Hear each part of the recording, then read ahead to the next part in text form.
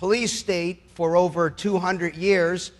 And I guess if your goal is to build a big, giant, powerful police state, you've been very, very successful. And so my task is to talk about it in 30 minutes. That's going to be very difficult, so I'm going to move pretty quickly here. I think people's attitudes about whether we're becoming a police state or whether we are a police state. I mean, first, let's get this straight. I mean, we are a police state. There's just no question we're a police state. And if you're not sure about that, you can ask some of my clients who I've talked to for over 20 years. And you might ask me if you didn't know me, hey, Mark, how can you represent people like that as a criminal defense lawyer? But I'm here to tell you, and I think this is a horrible commentary on the state of our society. The vast majority of my clients, and I do major felony cases, the vast majority of my clients, I wouldn't mind one bit if they were living next to me and my wife and my kids. And that's, to me, a horrible commentary. I can't tell you how many times I'm standing in court and talking to the judge about how much time a person's going to get in jail or prison, and I turn around and I say, look, Judge, nobody's even upset with this guy. There's not even anybody here who's mad. Nobody's been hurt. Nobody's been trespassed upon, but yet this human being is going to be locked away in a cage. Nonetheless, I think that there isn't just a case for pessimism. I think there is a case for optimism. And I'm an optimist, and so I am optimistic about the future. Now, I'm trying hard to be an optimist, and it is difficult, I'll admit. I'm not going to lie to you. But so let me start with the case for pessimism, as if you didn't know the case for pessimism. But there might be some of you among us who are naive enough to think that the Constitution is going to protect you. I'm sorry to inform you about this. The Constitution isn't going to protect you from anything. It's never been able to protect anybody from anything. They are merely words written down on a piece of paper. And any creative person, let alone a creative lawyer, can get anything they want out of the Constitution. So for all of you who think, well, we just sort of need to get back to the original meaning of the Constitution, that isn't going to work. To me, the only thing that matters, if you're interested in a free society, the only thing that matters is, do you have a significant percentage of the people with whom you live that have in their hearts and minds a desire for freedom? That's all that matters. I don't care what's written down.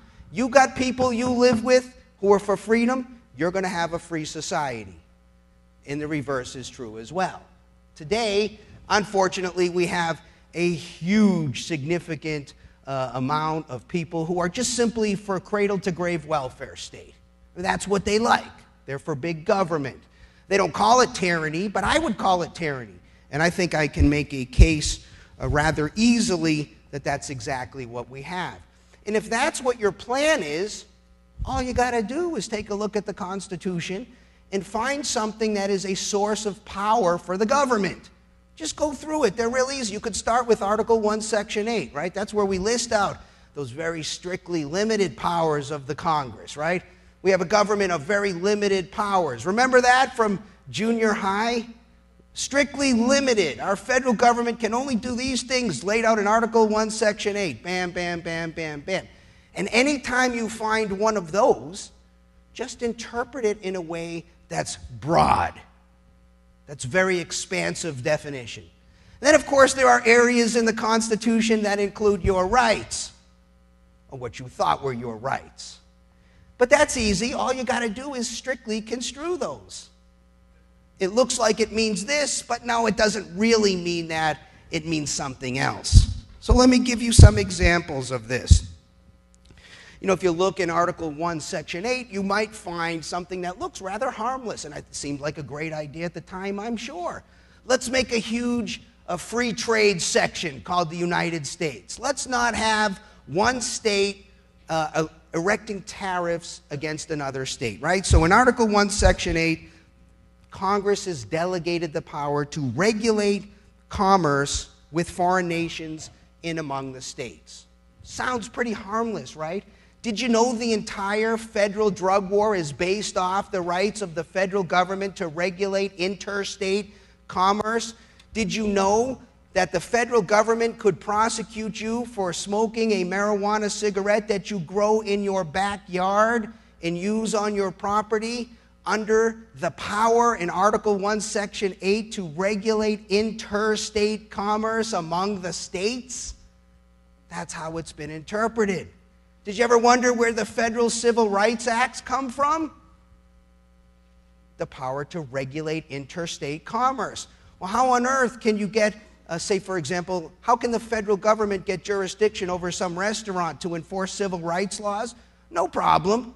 Is that restaurant connected to a road? Is that road connected to another road which people in interstate commerce may travel upon? Now you've got jurisdiction. And that's how your interstate commerce clause has been defined. And by the way, I'm not making this stuff up, and I'm not even getting it out of books I read. I'm talking to you about cases that I've had. I once had a case involving prostitution in the federal court. My guy was charged with a federal crime involving prostitution, and yet there was absolutely no activity whatsoever in any state other than Arizona. In fact, there wasn't even anything that occurred outside Maricopa County. So I brought a motion to dismiss, saying, hey, the federal government does not have jurisdiction to deal with this case because there's nothing here affecting interstate commerce. You know what the judge found? And by the way, the judge was right on the law. The judge said, well, Mr. Victor, the prostitute used a condom, and that condom was made in another state. I knew I was going to lose this motion because I was aware of those cases. And that's not all. Your guy used a telephone, and the telephone is connected to interstate commerce as well. So you lose for a second reason. That's the interstate commerce. But the federal government has all, by the way, there is nothing, absolutely nothing. If I was the federal government and I wanted to do anything, and by the way, I've had this discussion with United States attorneys. I've said, do you think the federal government could prosecute DUI cases if they wanted? He said, why couldn't we? Cars travel in interstate commerce. Cars are made in other states. Why would we have any problem whatsoever? I said, can you think of any crime at all that the federal government could not prosecute if it wanted to? He said, no, there's always some connection to interstate commerce. The powers of the federal government are broadly interpreted. I could tick off tons of these. The power to borrow money. Is there going to be any limit there? I guess we'll find out if there's going to be a debt ceiling increase.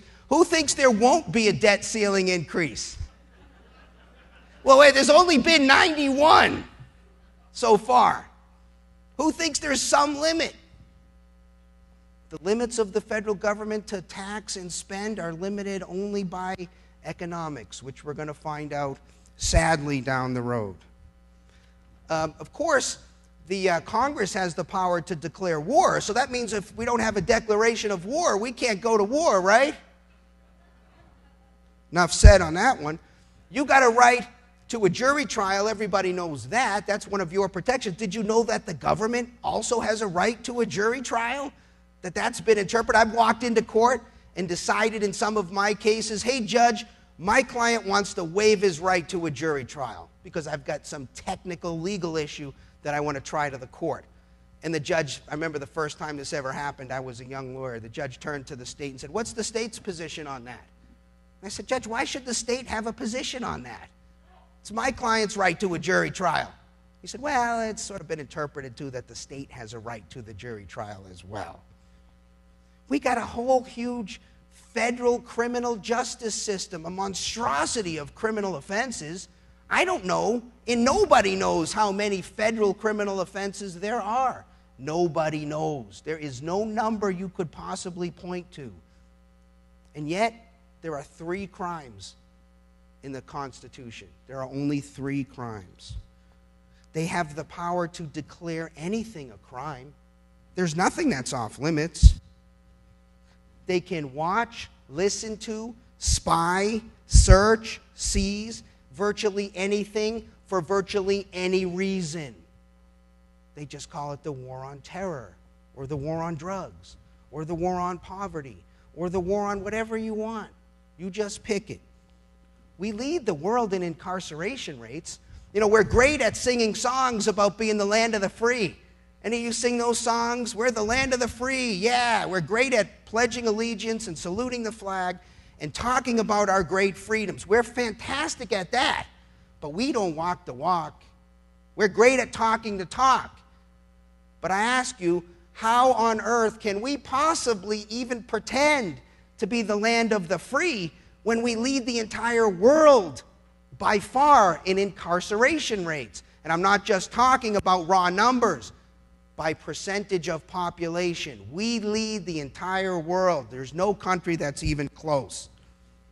I remember in law school when constitutional law, my professor would say, well, the states have the right to regulate health, welfare, safety, and morals. And I would say, where's that? Well, it's always been interpreted. Well, where does it come from? There's no answer to that. I don't know. I can't tell you. What about a traffic stop? Anybody here drive a car? Oh, if you drive a car, they own you. They own you. I don't think you understand. I do speeches that go for 2 hours just on how to deal with a traffic stop. And you know what I think your goal is? To not be killed. Forget about the ticket. Take the ticket and move on. You live in a police state. You know you live in a police state. If you didn't know, I'm here to tell you. You live in a police state. Now, if you want to stay, there's a transaction cost to living in a police state. Look, there are other benefits to living in a police state, this state. Arizona has nice weather. You can go to the Grand Canyon when the federal government's open, which I hope never happens again.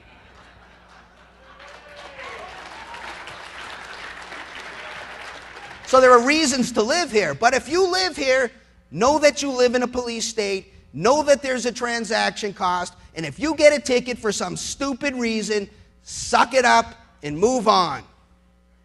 Don't try to get out of it, because you don't know who you're dealing with. Anybody can be pulled over at any time for virtually any reason. I could tick off reasons here that you never even heard of. And it doesn't matter what they're thinking. It doesn't matter that they're thinking, woo, you just left Doug Casey's weekend convention. You must be a bad guy. Let's follow him down the road and see if he's weaving within a lane. Yeah, tires didn't even cross the line. Weaving within a lane.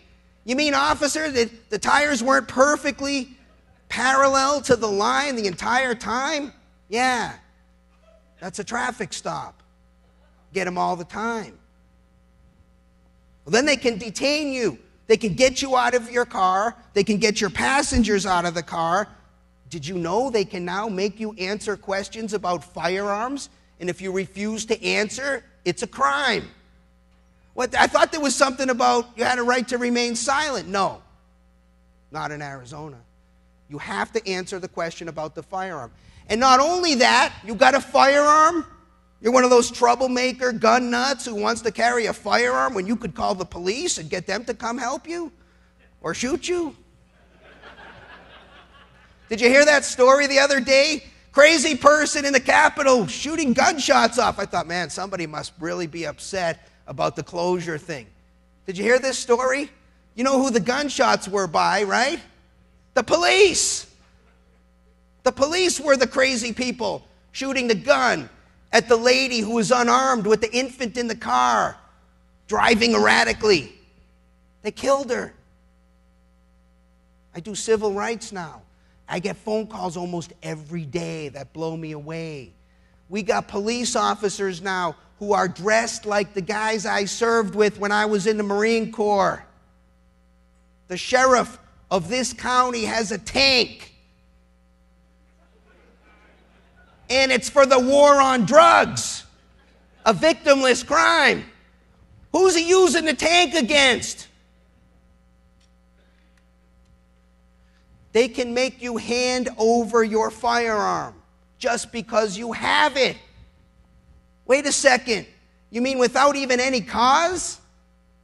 no showing you've done anything wrong, no warrant, no reasonable suspicion, no probable cause, no reason to think there's any problem at all, and the man with the shiny badge, or the woman with the shiny badge representing the government, can force you, a free American, so you thought, to hand over your firearm just because they'd be more comfortable. Anything wrong with that? Anybody upset about that? That's a seizure of your property with no cause. I'm upset about that. Then they bring the doggy. If you guys understood what's going on with the drug dogs and the drug searches in this country, you'd be outraged. I think people would be rioting in the streets. Because if they bring the dog, you're dead. They're going to search if they want to search. A friend of mine, Barry Cooper, some of you may know Barry Cooper, used to be he was one of the most prominent drug cops in Texas. This guy smashed more doors, used more drug dogs, trained people on drug dogs. Long story short, he smoked a joint for the first time in his life and said, "Is this what I've been smashing in doors for and hauling people to jail and prison?" He couldn't believe it. So he retired, switched to the other side, and became an expert. I used him on some of my cases. You know what he told me? He said, "Mark, any officer could get the dog to alert at any time for any reason at all. And that's a real alert." Do you know what the Border Patrol tells me about alerts down in Yuma?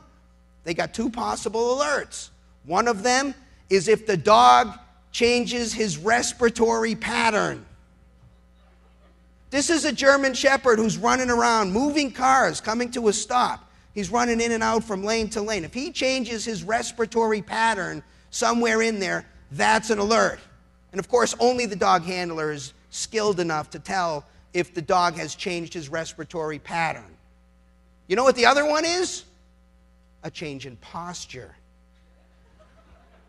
I kid you not. If you don't believe me, go to YouTube and search my name and put Border Patrol in there. You'll find my cross-examination of the Border Patrol officers. Well, if Fluffy alerts, or said another way, if the dog handler says that Fluffy alerts, they're going to tear apart your car, the entire thing. And there's nothing you can do about it. And there's no warrant.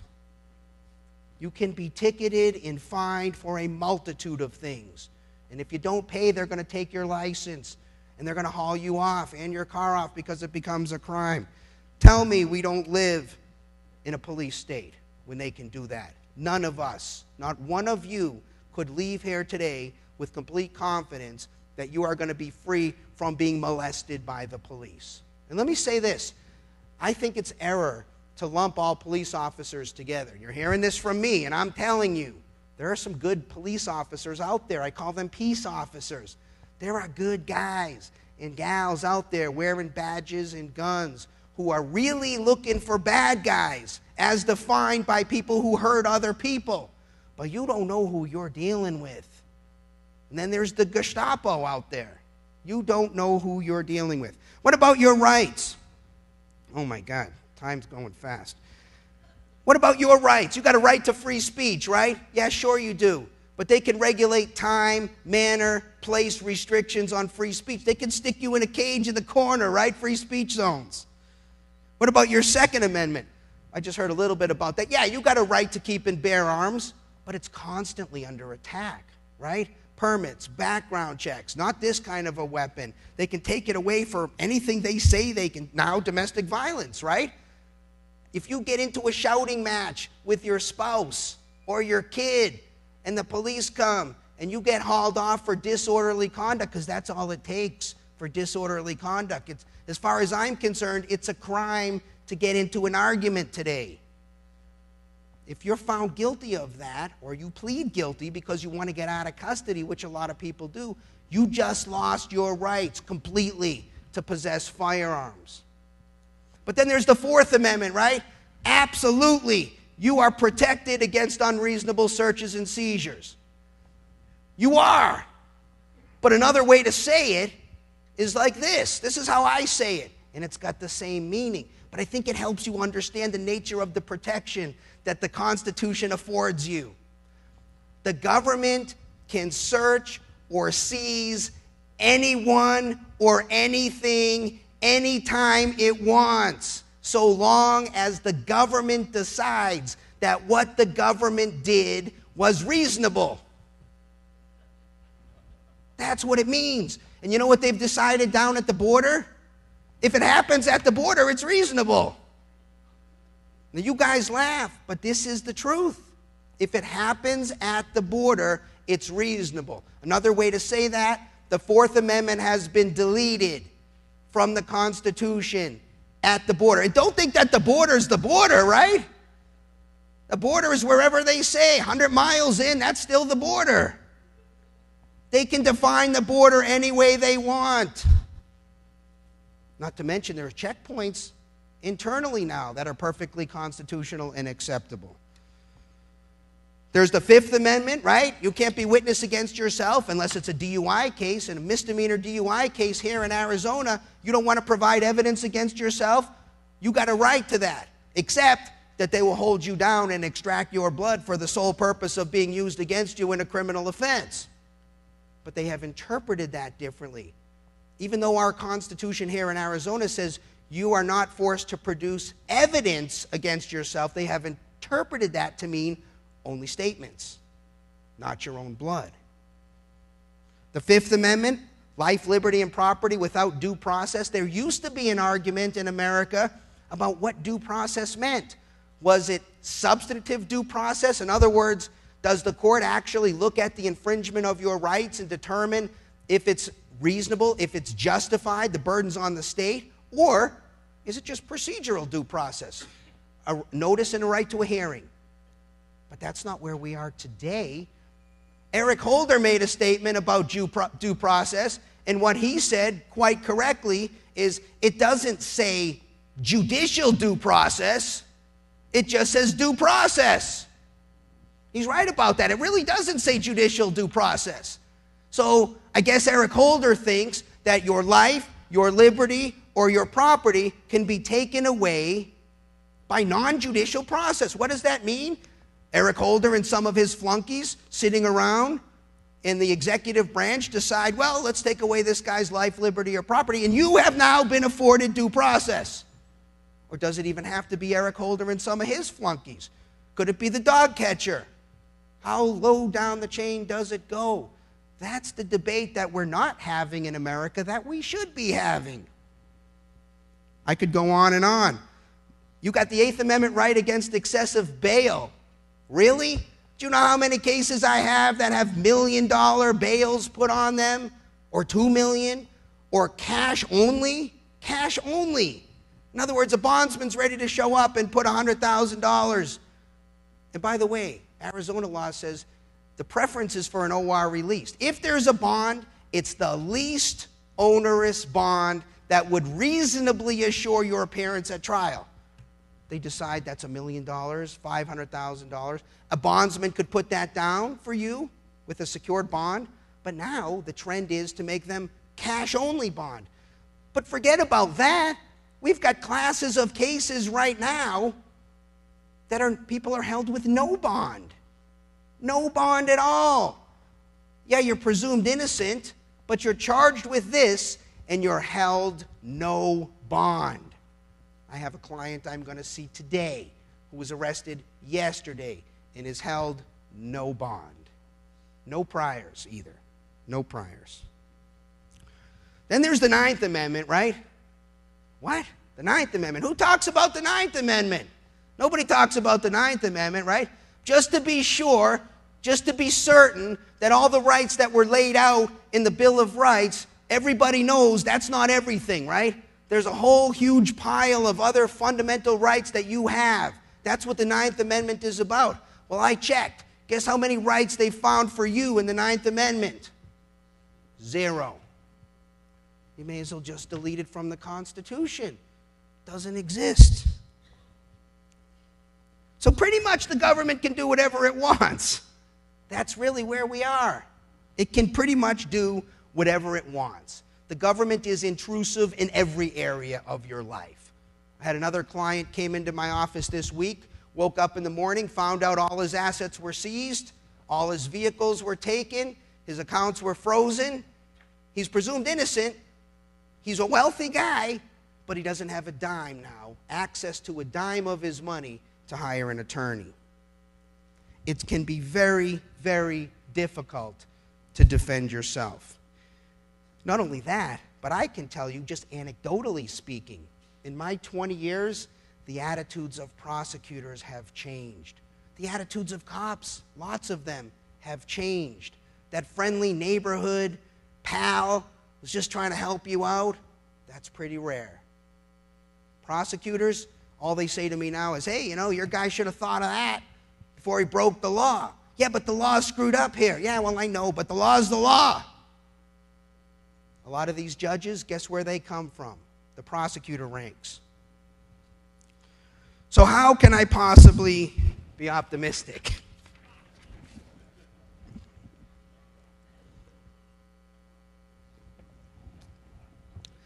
Seriously, I think the case for optimism is strong.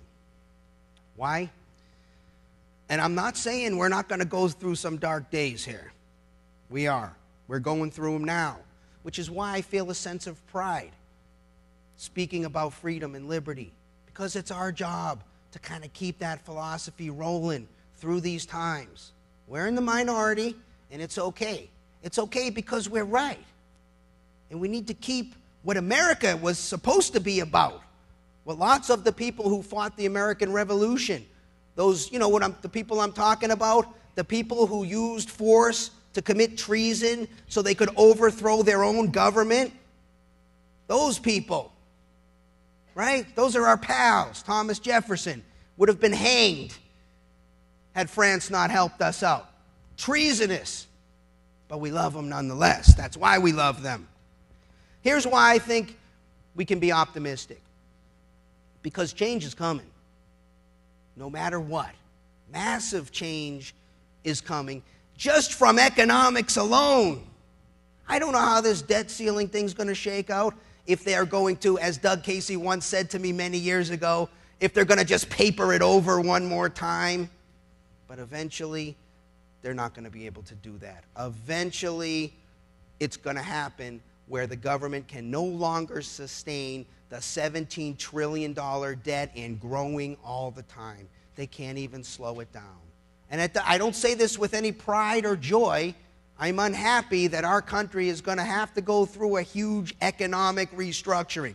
If you think that this government closure is a big deal because the Panda Cam is off in Washington and the park is closed and the World War II vets had to beat down the door to get in there, if this is the pain that you can't endure, you don't have any idea what's coming. But it is coming. The optimism here is what could replace it. It presents an unprecedented opportunity for us to make a case about there's a better way. Empires collapse. They all do. They can't continue forever. We just simply can't afford to imprison people and to wage war the way we have.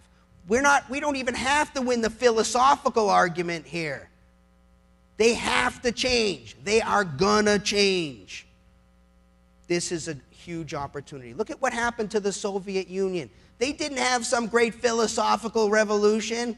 They had a collapse because they were a little bit ahead of us. But what replaced it? I've been to Estonia. Anybody here been to Estonia? Few people. I'm optimistic about things going on in Estonia. Talk to the average Estonian, new country that just sprung up after the collapse of the Soviet Union. They're pretty optimistic. Oh my God, I'm way behind schedule. Let me try to go fast through some of this stuff. Other reasons for optimism. Ron Paul, a real libertarian, he got into the presidential debates. He did change hearts and minds. Yeah, he had an R after his name. He's as much a libertarian as anyone I've ever met. And in the 25 and under crowd, he wins. What about Rand Paul? He's there, carrying the torch. Ted Cruz. These guys with joy are closing the federal government. The drug war is ending. 18 states, including conservative, backward Arizona, has even moved for medical marijuana. We got 2 states now in this country who have completely legalized marijuana for recreational purposes. There's a great economic argument here, but there's a much more important freedom argument. There's an argument here that, hey, wait a second, how about this? People in a free country have a right to control what goes into their bodies. If we can win that argument, we win the whole ball of wax, and we have an unprecedented opportunity to make that case coming up. And science continues to progress. And really, more people are thinking rationally. Religious fanaticism, even though it's still there, it's going bye-bye ever so slowly. And not only that, overall violence, yeah, we still got torture, we still got wars, but if you look at this in a macro type of a sense, historically speaking, torture is less acceptable now than it's ever been in human evolution. People still torture, they cut off heads, but generally speaking, the world is upset about it when we see it. And I think that's better news. It's a little bit, it's something. As we said in evidence class back in law school, a brick is not a wall, okay? It's a small step, and it's something. And I do think it's significant. It's something. And so overall, we're becoming more civilized. And becoming more civilized means that people are going to eventually understand that, you know what? Free market capitalism makes a lot of sense. It raises standards of living. Freedom, being in charge of yourself, not being in charge of your neighbor, that seems to work pretty well. We got the internet now. We can look around the world, right? Why is China moving towards capitalism? Because they're able to see what has happened in the United States. It's not because we love our kids more, and it's not because the Lord smiles on our country more. It's because we've had more freedom. That's why we got higher standards of living. It's too bad that the general population in the United States hasn't learned that lesson. So we voluntarily choose to live in this police state, but I am implicitly optimistic in the long term about eventual positive change. I see my time is sort of running out here. I think there's going to be I'd love to take questions, but I think there's going to be a panel coming up after the next speaker, and I'm going to stay for that. But let me just say this. I think with everything, I'm not just talking about the state of freedom in the United States or lack thereof. With everything in life, if I say to you, give me 5 reasons to be pessimistic, you can find them. And if I say, give me 5 reasons to be optimistic, you can find those as well. So I would just make a suggestion to you. Let's focus on what's optimistic. Let's focus on the good things going on right now. And there are a lot of good things going on right now. Like I mentioned, the drug war, that's a train that's already left the station. That's rolling down the track. And we need to seize that opportunity and make this into an argument about self-ownership, not about cartels and violence and economics. Even though that's a great argument, perfectly sufficient, it's not the best argument. And if we really, really want to bring about freedom, just remember, we don't have to convince everybody. We don't. We just need a certain critical mass of people. You know, I've heard estimates about the American Revolution that said maybe 10% were for revolution, 10% were loyal to the crown, and 80% didn't really care. It's probably pretty close to the state of affairs today, right? Let's just work on getting our 10%. Let's get our 10%. So I would urge you to do whatever your skill set allows you to do. If you're a good speaker, speak. If you're a good writer, write. If you're a good arguer, get out there and shake it up. If you dare to run for public office, and I did this, I don't know if some of you saw, I was in a debate against Flake and Carmona, and my only regret is I listened to the voices who said, hey, Mark, Flake's a good guy. He was at Goldwater. Go easy on him. Don't just rip his head off. And I regret now that I listened to those voices. I should have completely ripped his head off, and I didn't, and I feel bad about it now. But you live and you learn. So if you're inclined to get into politics, get out there and rip some heads off. Thank you.